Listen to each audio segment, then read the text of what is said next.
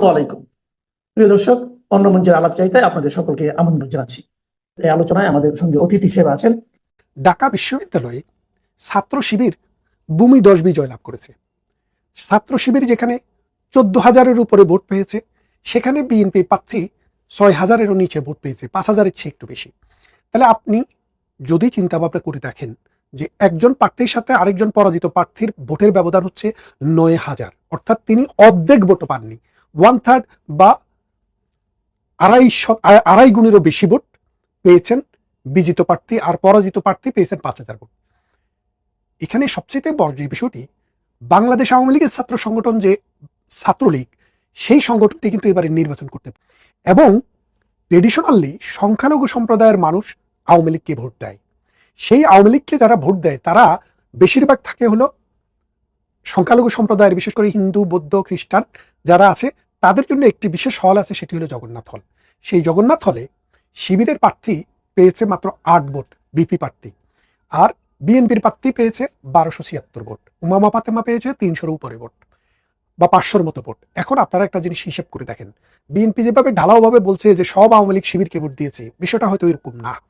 বিশেষ করে সংখ্যালঘু সম্প্রদায়ের লোকেরা কোনোভাবেই ধর্মভিত্তিক, ইসলাম ধর্মভিত্তিক রাজনৈতিক দলকে অ্যাকসেপ্ট করতে পারেনি, যার কারণে তারা দেয়নি। কিন্তু অন্য যারা আছে, অন্যান্য হলে, জসিমউদ্দিন হল, সলিমুল্লাহ হল, SM হল, মহসিন হল, অ্যাপ্রমান হল, সূর্য সেন হল, অমর একুশে হল, রোকেয়া হল, শামসুন্নাহার হল, এইসব হলে যারা আছে তাদের ভোট কিন্তু 70 ভাগ কাস্ট হয়েছে। এই 70 ভাগ কাস্ট হওয়া ভোটের মধ্যে বিএনপি এইরকম ভাবে ন্যাক্কারজনক একটা পরাজয় লাভ করেছে। এর কারণটা কি? এর কারণটা কিন্তু আমি দেখি দুইটা। প্রথম কারণটা হচ্ছে, বাংলাদেশে আগস্ট পরবর্তী সময়ে বাংলাদেশে যে মব হয়েছে, এই মবের নেতৃত্বে কারা ছিল, অর্থাৎ মব সন্ত্রাস যে হয়েছে, এই নেতৃত্বে কারা ছিল, এক। দ্বিতীয় হচ্ছে যে মিথ্যা মামলা, এই মিথ্যা মামলাগুলা কারা দিয়েছে? নাঙ্গলকোট থানায় আমার বাড়ি, ওই নাঙ্গলকোটে টোটাল 54টা মামলা হয়েছে। এই 54টা মামলার মধ্যে জামাত শিবিরের পক্ষ থেকে বা ঘরানার মানুষরা করেছে 3টি মামলা, আর 51টি মামলা করেছে বিএনপি ঘরানার লোক। সবগুলো এক্সিকিউটেড হয় নাই, বেশিরভাগ, অনেকগুলো মামলা বেশিরভাগই করছে ছাত্র দলের লোক, যাদের সম্পর্ক আছে বা পিরপি ঘরানার লোক। এখন আমার নাঙ্গলকোটের যেই সব ছেলেপেলেরা আওয়ামী লীগ ঘরানার মানুষ, তাদের পিতাকে মামলা দিয়া, মিথ্যা মামলা দিয়া 5 লাখ, 7 লাখ, 3 লাখ, 2 লাখ টাকা করে যারা উসুল করছে, আমার নাঙ্গলকোটে যেই সব পরিবারের ছেলে বিশ্ববিদ্যালয়ে পড়ে, তাদের পিতা মাতা দৌড়াইয়া বেড়াচ্ছে, ঈদে ঘরে আসতে পারতেছে না, কাদের জন্য? ওই বিএনপিদের জন্য।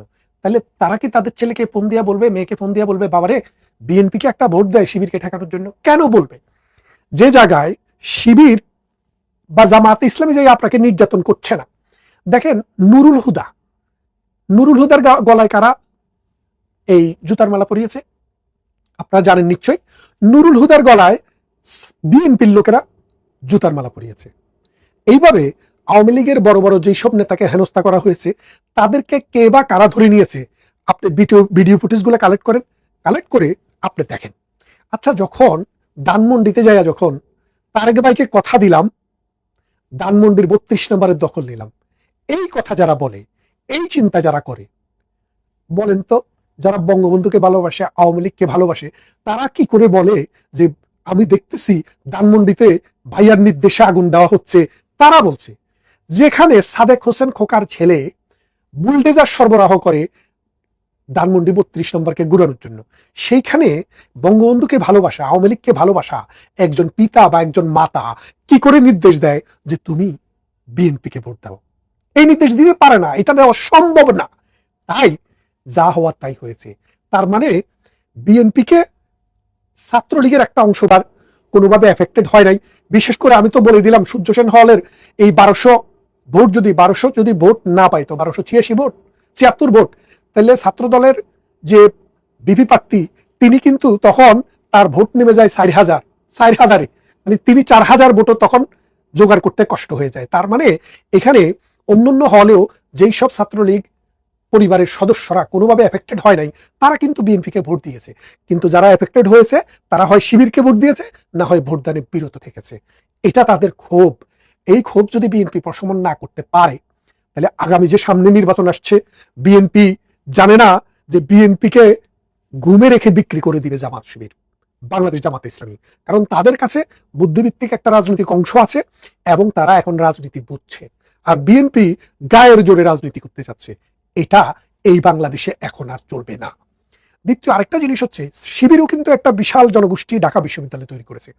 আপনারা যারা যে যে অঞ্চলে বসবাস করেন, আপনারা কি কখনো দেখেছেন একটা ছেলে কওমি মাদ্রাসা, ইসলামী মাদ্রাসা, হাফিজি মাদ্রাসা, নুরানি মাদ্রাসা, উলুম মাদ্রাসা, এরকম কোনো মাদ্রাসায় পড়ার পর আইসা বিএনপি আর আওয়ামী লীগ করে অথবা বাম দল করে না?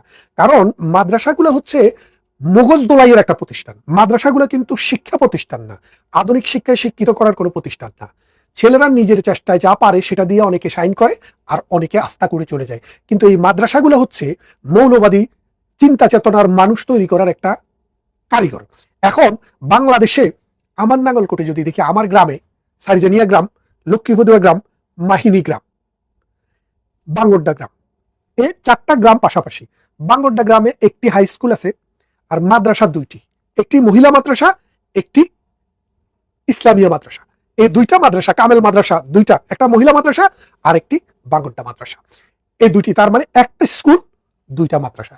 আমার গ্রামে কোনো হাই স্কুল নেই, কিন্তু একটি হাই স্কুল সমমানের মাদ্রাসা রয়েছে। আপনি যান মাহিনীতে একটি স্কুল, মাদ্রাসা মনে হয় 2টি 3টি, তার মধ্যে একটি উলুম মাদ্রাসা, একটি হাফেজি মাদ্রাসা এবং ইসলামিয়া কামেল মাদ্রাসা এই গ্রামে নেই। তারপরে আপনার যান মমতলি, একটা স্কুল একটা মাদ্রাসা। তার মানে হচ্ছে স্কুলে যারা যায় তাদের থেকে কেউ বিএনপি হয়, কেউ আওয়ামী লীগ হয়, কেউ বাম দলীয় জোট হয়, কেউ জাতীয় পার্টি হয়, আর কেউ কেউ দল নিরপেক্ষ থাকে। 4টা ভাগে চলে যায়। আর মাদ্রাসা যারা পড়ে তাদের 98% বিশ্ববিদ্যালয়ে যে ভর্তি পরীক্ষাটা এমন ভাবে করা হয়েছে। আমার ছাত্র জীবনের একটা কথা বলি আপনাকে বলে যাওয়ার আগে, যে আমি যখন ক্লাস 5-এ পড়ি তখন ধর্ম পরীক্ষা, ইসলামিয়াত পরীক্ষায় আমাকে হুজুর স্যার, তার বাংলার মাহিনী বাজারে একটি লাইব্রেরিও ছিল, তো তিনিও জামাত করতেন। পরবর্তীতে দেখেছি বড় হয়ে, ছোটবেলায় জামাত বিএনপি 5-এ থাকতে কিছু বুঝি নেই, আওয়ামী লীগ বুঝি নেই, কিন্তু যেটা বুঝেছি এটা বুঝেছি হলো স্কুল কলেজে গিয়ে। তো তখন উনি আমাকে 10টি প্রশ্নের উত্তর 10 করে 100, আমি মানে লিখতে লিখতে ভুলে 11টি প্রশ্ন লিখে ফেলেছিলাম। একটি প্রশ্নতে আমাকে তিনি 8 দিয়েছেন, আর 10টি প্রশ্নতে তিনি আমাকে 10 করে 10 100 দিয়েছেন। মানে আমাকে এত পছন্দ হয়েছে, ভালো লিখেছিলাম, 108 নাম্বার পেয়েছি 100 নম্বরের পরীক্ষায়। তো পরবর্তীতে আমি দেখলাম যে উনার কাছে মানে মোটামুটি উনার পছন্দ মতো কিছু হলেই উনি শতভাগ নাম্বার দিয়ে দেন, বিঘাত মাইপা, মানে 1 বিঘাত 2 বিঘাত 3 বিঘাত, অথবা 1 পাতা 2 পাতা 3 পাতা, ওইভাবে আমার লেখা খুব পরিষ্কার ছিল এবং আমি খুব স্পিডে লিখতাম, যার কারণে আমি দেখেছি উনি 108 দিয়েছেন। কিন্তু বাংলা, ইতিহাস, সমাজবিজ্ঞান, অমুক তমুক যত সাবজেক্ট আছে, ওইসব সাবজেক্টে কোনো সাবজেক্টেই 80-র উপরে নাম্বার তুলতে অনেক কষ্ট হতো, কিন্তু ইসলামিয়াতে আপনি 100 তুলে ফেলতে পারতেন। এবং আরো একটি বিষয় দেখেন, বাংলাদেশে যে ম্যাট্রিক পরীক্ষা হতো, ম্যাট্রিক পরীক্ষায় যারা ফার্স্ট ডিভিশন পেত তাদের আমাদের সময়ে 90% লোক ধর্মে স্টার পেতেন। তার কারণটা কি? কারণ তারা বিগত নাম্বার। কোনো মাদ্রাসাগুলোতে আপনি কোন রকম পাতা পুরে আসতে পারলেই আপনি নাম্বার পাবেন, যার কারণে এদের নাম্বার বেশি থাকে কলেজের তুলনায়। এবং এর ফলে ঢাকা বিশ্ববিদ্যালয়ে 40% মার্ক যোগ হয় ম্যাট্রিক ইন্টারমিডিয়েট থেকে। এই মাদ্রাসা ছাত্ররা এখানে এসে ডাব্বা মেরে দিচ্ছে, মানে স্কুলের ছাত্ররা যেখানে ডাব্বা মারছে, মাদ্রাসার ছাত্ররা সেখানে উঠে যাচ্ছে, যার ফলে এই মাদ্রাসা থেকে শিবিরের যে এজেন্ট, মানে যেখান থেকে যে এজেন্সি শিবিরের, সেই এজেন্সি থেকে ছাত্ররা আসছে বেশি। এবং এটিও একটি কারণ। এখন এই কারণকে প্রশমন করতে হলে বিশ্ববিদ্যালয়কে চিন্তা ভাবনা করতে হবে। চিটাগং বিশ্ববিদ্যালয়ে আপনি ল ডিপার্টমেন্টে যান, এখানে মাদ্রাসা, স্কুল, কলেজ, বিশ্ববিদ্যালয় নেই। আপনি পরীক্ষা দিবেন, ওই পরীক্ষা ভিত্তিতে যে নাম্বার পাবেন তার ভিত্তিতেই আপনি বিশ্ববিদ্যালয়ে ভর্তি হবেন, যার কারণে এই বিষয়টা এখন ভেবে দেখার একটা বিষয় হয়েছে। এই 2টা কারণে বিএনপির এই ভরাডুবি। আর তৃতীয় আরেকটি জিনিস আমি যেটা বলতে চাই, সামনে একটি নির্বাচন। দেখেন নুরুর দল কিন্তু গতবারে কিন্তু বিপি হয়েছিল, নুরুর দলও ছিল না। তার মানে বিশ্ববিদ্যালয় ছাত্ররা যে সরকার থাকে, সরকার বিরোধী বিপি পাশ করার সম্ভাবনা সব সময় 80 ভাগ থাকে। এখনো যদিও ডক্টর ইউনূস দেশ শাসন করছে, কিন্তু এখনো মানুষ ভাবছে আওয়ামী লীগের যুগে চলতেছে। আওয়ামী লীগ বিরোধী একটা যে স্রোত, আওয়ামী লীগ বিরোধী একটা ধারা, এই ধারাটা বিএনপির কাছে না গিয়ে জামাতের কাছে গিয়েছে। কারণ আমি 6 মাস আগে আমার 2টা ভিডিওতে আমি বলেছি বাংলাদেশে দল থাকবে মূলত 2টি। একটি থাকবে মুক্তিযুদ্ধের সপক্ষের প্রগতিশীল এবং অসাম্প্রদায়িক চেতনার সেকুলার রাজনৈতিক শক্তি, আরেকটি থাকবে ধর্মভিত্তিক মৌলবাদী সাম্প্রদায়িক চেতনার রাজনৈতিক গোষ্ঠী। তো আগে 1975 পরবর্তী সময়ে ওই শক্তিটার প্রথমে নেতৃত্ব দিয়েছিলেন জিয়াউর রহমান, পরবর্তীতে সেই নেতৃত্বটা চলে গেছিল এরশাদের কাছে, এরশাদের কাছ থেকে আবার খালেদা জিয়ার হাত ধরে, তারেক জিয়ার হাত ধরে ছিল। এখন সেটি 5 আগস্টের পর 2024 সালে সেই দায়িত্বটি, সেই ক্ষমতাটি তারেক রহমান ধরে রাখতে পারেননি, সেই ক্ষমতাটি চলে গেছে এই জামাতের কাছে। তাহলে এখন আওয়ামী লীগ থাকুক বা না থাকুক, এই দেশের রাজনৈতিক শক্তি এখন দুইটি, একটি আওয়ামী লীগ, একটি এনটি আওয়ামী লীগ। এই এনটি আওয়ামী লীগকে নেতৃত্ব দিচ্ছে এখন জামাতে ইসলামী। সুতরাং ভবিষ্যৎ রাজনীতিতে বিএনপিকে সিদ্ধান্ত নিতে হবে, তারা মুক্তিযুদ্ধের সপক্ষের যেই দায়িত্বটা আওয়ামী লীগ পালন করত, প্রগতিশীল অসাম্প্রদায়িক চেতনার যে দায়িত্বটা আওয়ামী লীগ পালন করত, আওয়ামী লীগের অ্যাবসেন্সে তারা যদি সেই পতাকাটা ধরতে পারে, আওয়ামী লীগের মানুষেরও তার পিছনে এসে দাঁড়াবে, আর তার লোক তো আছেই, নিরীহ মানুষে এসে দাঁড়াবে।